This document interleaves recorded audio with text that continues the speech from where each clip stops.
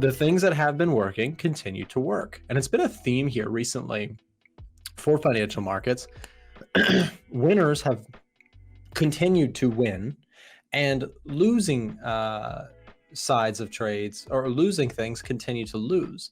It's very interesting to see it that way. But that theme, that simple concept, is the theme of momentum, right? So if you've been momentum trading things like the S&P 500 or the NASDAQ or gold, or in my case, also oil, right? These things continue to win. They continue to play nicely. They continue to work.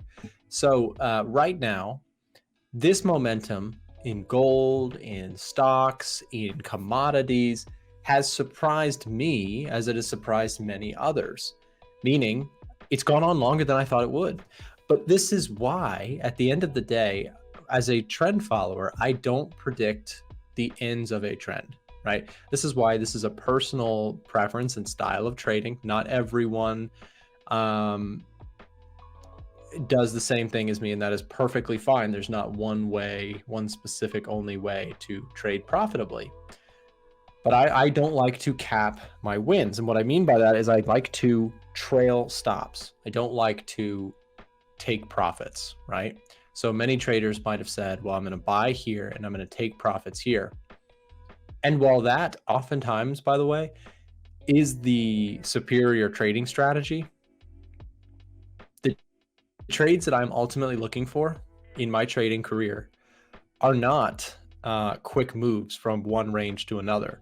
The moves that make all of the money on my account, all of the gains, well, on this particular strategy, the gains made in this particular strategy, I have two strategies that I run. I have an options selling strategy and a momentum trading strategy.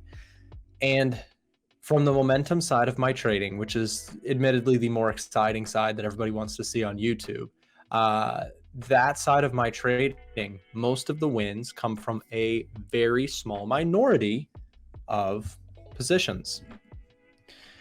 So what I mean by that is I don't take trades like this pullback and I just don't take profits here, right? I don't take profits just because we hit resistance. If this market, if I fundamentally believe it has potential to continue driving higher, and it did in this case, if I had taken profits here, I left off 3/4 of the total move that's gone on in gold. Now, obviously, this is a good example, right? This is an easy example. Obviously, Nick, you should just hold on to winners when they're doing this. But most of the time for me, it does not work out this way. Before this recent move, guys, my expected profitability on gold was awful.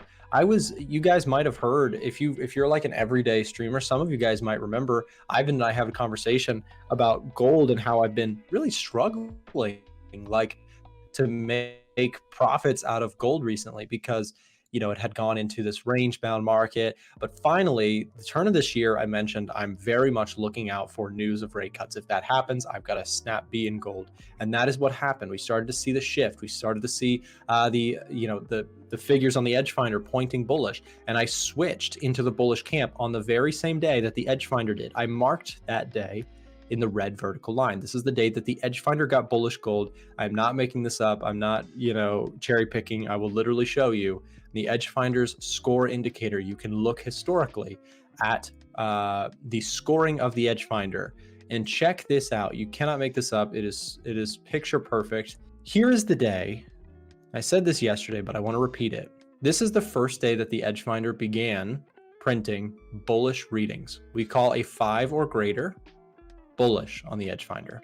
Okay, so we get a 5 score, meaning after looking at all the different indicators that the edge finder tracks, not technical ones, just, well, all of them, some technical, but most fundamental, right? GDP numbers, PMIs started to slip, things like that really swung the score in favor of gold bullishness on February 24th. That is a Saturday. The reason it happened on a Saturday is because COT came in.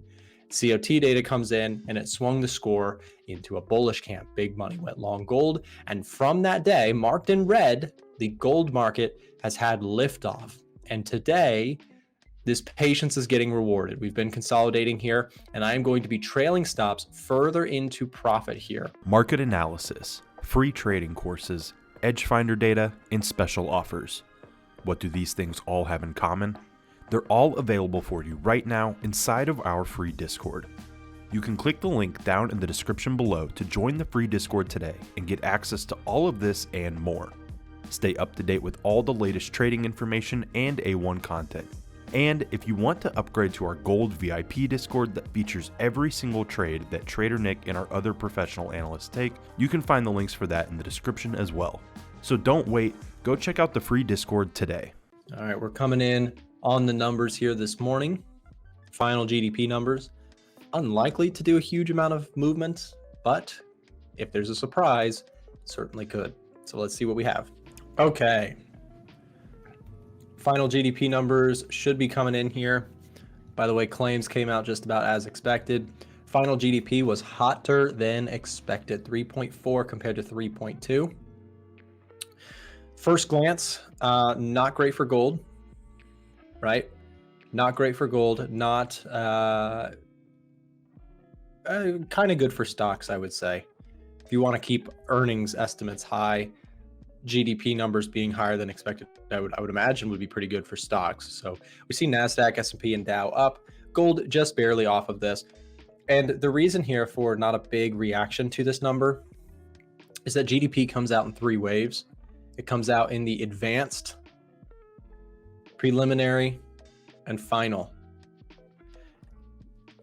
The one that is most interesting to markets is going to be the advanced one because it's the earliest look at what estimates for GDP growth or decline are. Real quick, another position I need to check on is oil.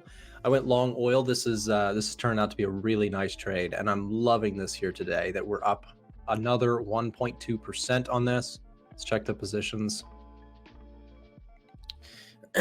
So gold is up about $9,200 and oil is up $4,000 here this morning. This is a good move here. Commodities really making waves in my account right now.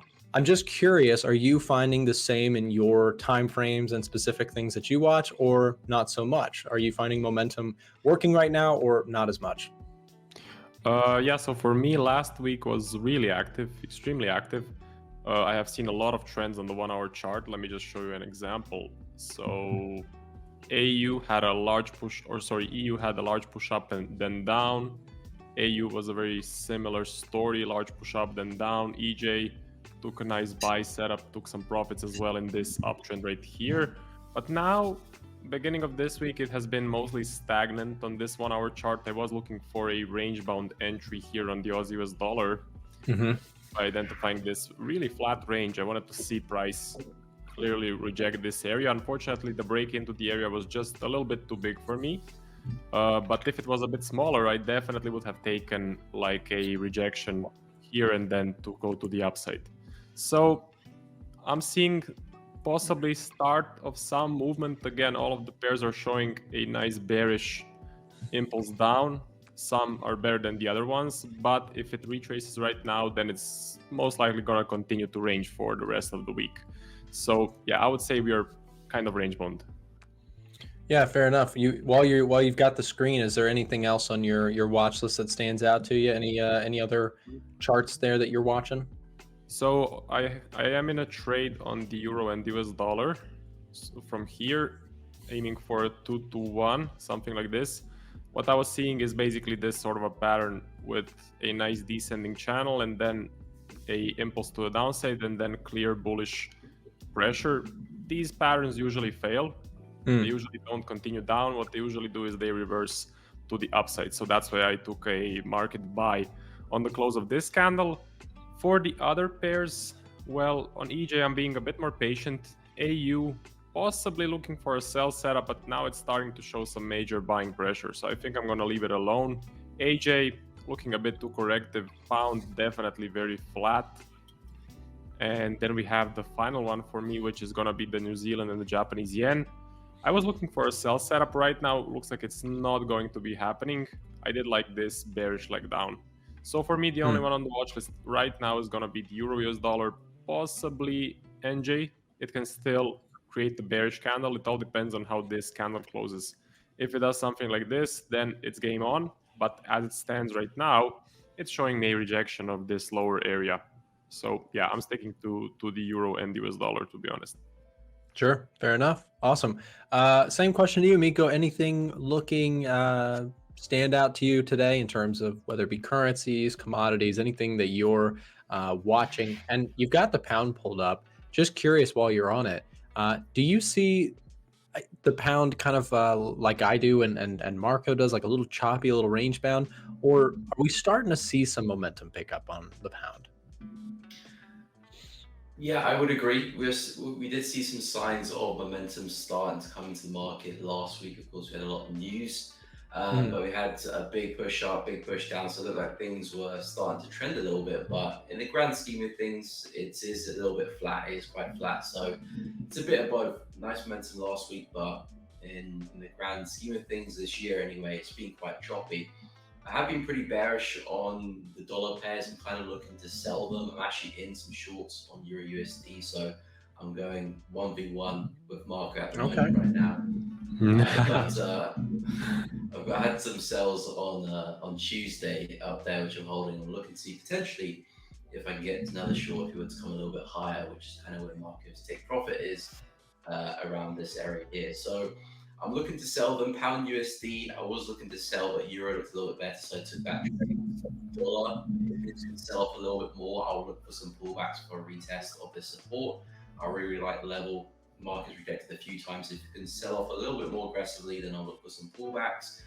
And as the USD as well, I do like this one. This one broke through some major support last week, so I actually am liking this to the downside as well. Again, it needs to see a pullback before I can sell it, but my main focus has been the dollar pairs, looking to short them. I'm anticipating more upside for the dollar, potentially back to that high up there.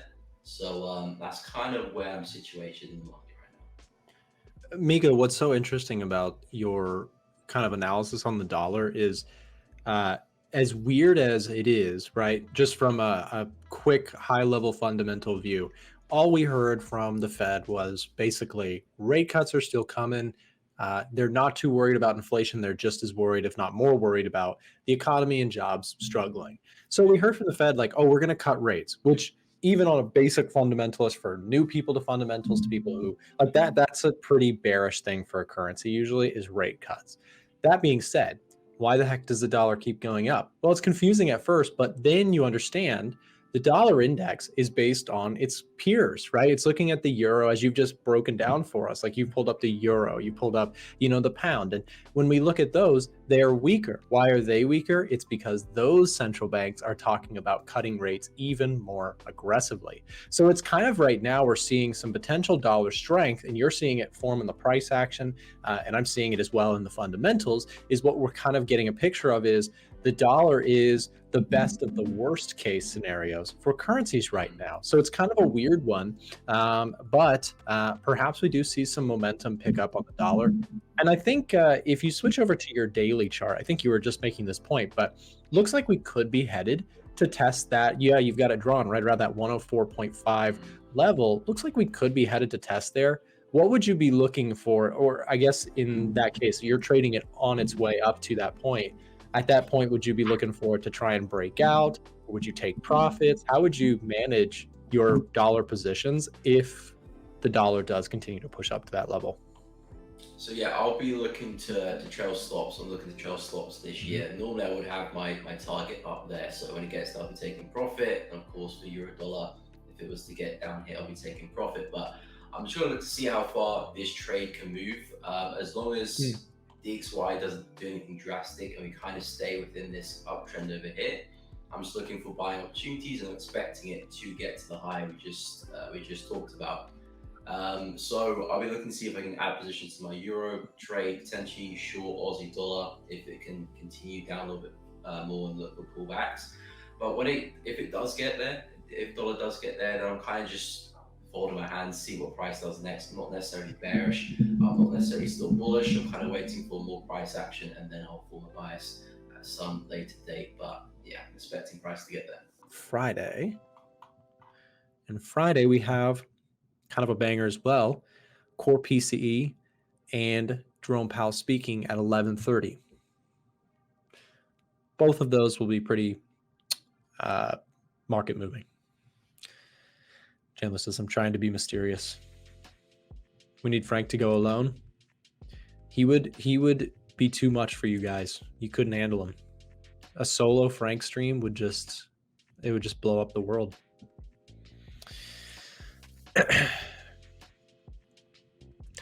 Let me know, guys, what charts would you like me to look at? I'm happy to open it up. We've gone over kind of my current positions. I'm going to talk quickly about the S&P 500 here. So we got the S&P pulled up. I mean, this one, there's just nothing for me to do. This is kind of just a inactive chart for me. We've pretty much been flat the last 5 days, traded back and forth. We dropped and then we popped, and then now we're sitting at the highs.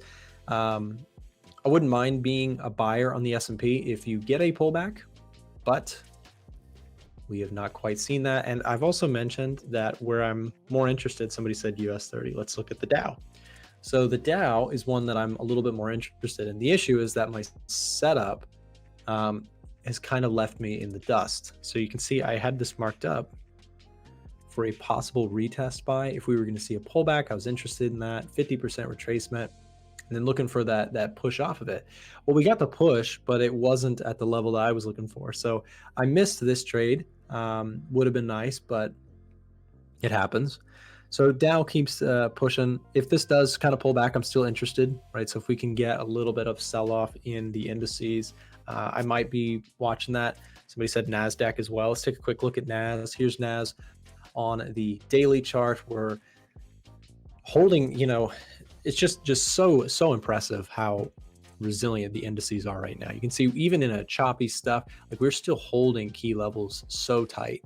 Are we going to see another drive higher? We totally could. I mean, the table is set right now for indices. Like everything looks so bullish. Now, that being said, it still doesn't mean I'm just going to chase and buy everything at these levels, right? I'd still like to see healthy corrective moves. I'd like to see the bears kind of come back into the picture a little bit, because what that does is it increases your risk to reward. If you are a bull and you're one of, if there's just a million bulls and there's no bears, then the risk to reward factor is usually not great. Like what I mean by that is if you're a bull when everybody's a bull, the upside could be kind of limited. Like the continued push is not going to be. Whereas if you are a bull, but there's bears too, if the bears get beat out, you have a lot more upside because the bears capitulate, they cover shorts, they turn into bulls. But if everybody already is a bull, that is where it makes me a little bit nervous. So anyways, the Russell also making really good push here. RTY, this is Russell 2000, this is small caps, and small caps are doing quite well. Of course, it's kind of to be expected with interest rate cuts coming in. Tim wants to know, is TLRY going to the moon? Yes. No. Not financial advice. It's not. If you guys have watched, or if you guys have kept up with the streams over, I guess, the past year or so, you know that I've been in cannabis stocks since 2018. So I've been through many highs and lows, mostly lows. Essentially, at this point, it's at the point where I'm like, I'm just gonna make it a long-term position instead of a trade anymore. Yep. So I'm holding on to it with the hopes of that it rebounds at some point. But recently I took some trades. I bought TrueLeave a while ago. What is that symbol? It's TCNNF. It's TCNNF? Yeah. Okay, I found it. It's OTC, so you can't buy it on like WeBull or anything, but Gotcha. I have a Schwab account that let me do it. And here's So I bought- MJ, Frank. MJ's on the move too. Honestly, the way it's been beaten down, in my opinion, was, I guess, over the past several months, to me it seemed like it's either going to zero or it's going to stay at $1 per share or $2 per share. You might as well just put something into it. So I reinvested. I put more in TrueLeave. I put more in CuraLeaf, and yeah, I'm just holding on to that. But recently on WeBull, I took a bullish call vertical. So I'm below price, hoping to collect some premium if price stays above a certain level. Mm-hmm. So, uh, So, Frank, let me ask you this really quick. What, because I'm sure a lot of people are wondering, I don't even know, what is causing these stocks to go flying up? Like, what about this industry has changed? Was there some big news? Was there, because I don't even know, I feel uninformed. I don't really keep up with it too much, other than that they've been talking about rescheduling. So there something about Congress wanting to reschedule cannabis to take it out of Schedule 1 and put it into like a 3 or 4, which is I guess in my opinion where it belongs, because Okay. you know there's very dangerous substances in Schedule 1. Mm-hmm. It's obvious why they're illegal, but I guess cannabis at some point is working towards getting out of Schedule 1, and at that point when it becomes legal like federally, you know, it's just a lot of good stuff can happen. So you can bank, like your earnings can go into a American bank and stuff like that. So it's a lot of benefits. Very interesting. But right now it's just hype. So Yeah, so I'm yeah, we'll have to see where it goes with that. Definitely like a high risk, high reward area of the market, to say the least. I mean, we'll see if that keeps going. Frank, are you still in your oil trade, your oil position? No, I got closed out. I got trailed out. Okay, okay. I'm still in. Are you GBP. interested in re-entering it at all or anything? Possibly. It hasn't really pulled back enough. Right now it's not at a level I'd want to buy it. But if it breaks that 83 something dollar level, then I might look again. Or if it comes down. But right now it's kind of in the middle of something. So I'm just holding GDX for now. Did you know we do a live trading show Monday through Friday with guests from all over the world? To get notified when we go live, click the bell button next to the subscribe button or check in at 9:30 a.m. Eastern Time. We have helpful, free content in the description below and on our website, a1trading.com. Thanks for watching today's video, and we'll see you tomorrow.